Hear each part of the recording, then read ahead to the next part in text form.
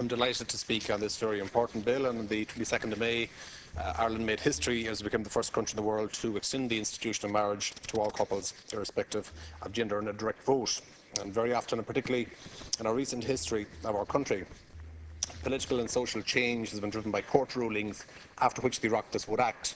Much more powerful, however, is the social change that is brought about by a vote of the people.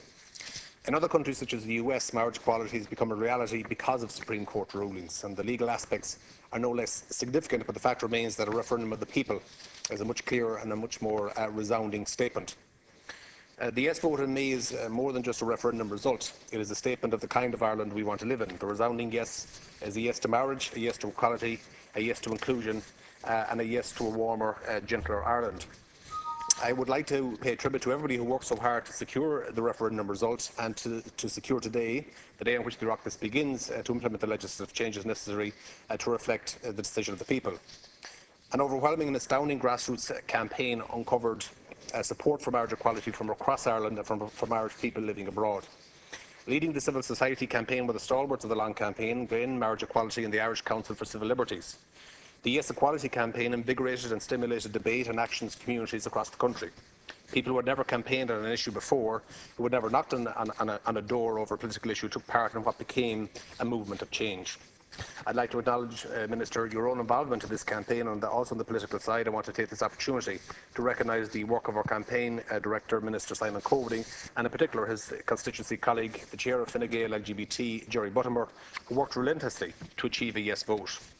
Public meetings, canvassing, leaflet drops, media work, and above all else, communication with the public, as well as with the party members, formed the exceptional work of this group led by Jerry and by Deputy Marcella Corkin-Kennedy. And I'd also like to acknowledge the work and support of previous Minister Alan Shatter in this campaign as well.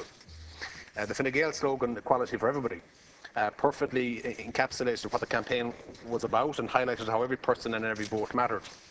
The nationwide approach was essential. On countless occasions, the sentiment that Dublin will carry it was pervasive. Those with experience of elections and referenda knew otherwise, and the results demonstrated the importance of all constituencies in securing the momentous result. In my constituency, for example, the final yes result of 62% mirrored the national result. The tallies from the Count Centre showed, however, that the yes vote came from all across the constituency and was not just concentrated in the city or urban areas. Of course, parts of the city had high yes votes. Parts of Knocknacarra came in at over 80%, with parts of Salthill also over 70%. However, places like Leenane, Cleggan, Letcherfrack and North West Connemara recorded yes votes of over 70% on the strength of very high turnout figures, exceeding 75% in some places. And many other parts of Connemara, such as Moycullen, Upperard, Nafurbach and Spidgel, the yes vote was higher than the 62% overall constituency vote, and again on the strength of a high turnout. In terms of the bill, Section 4 of this bill amends Section 2 of the Civil Registration Act 2004, which has been the main legal impediment to marriage equality. From the enactment of this bill, marriage will be available to all couples, irrespective of gender.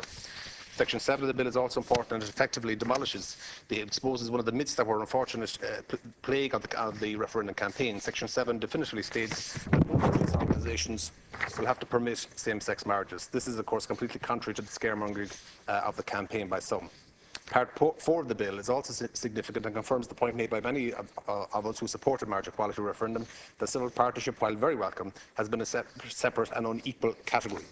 This bill will end the inequality by making marriage available to all couples who wish to avail of the institution.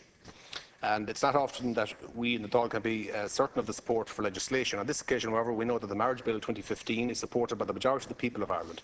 While it is a relatively short bill, its provisions will have profound positive implications for hundreds of thousands of people across the country, and I look forward to its further enactment. I suppose the campaign, I'd like to acknowledge people in the gallery who have had a long and arduous campaign on this very important issue.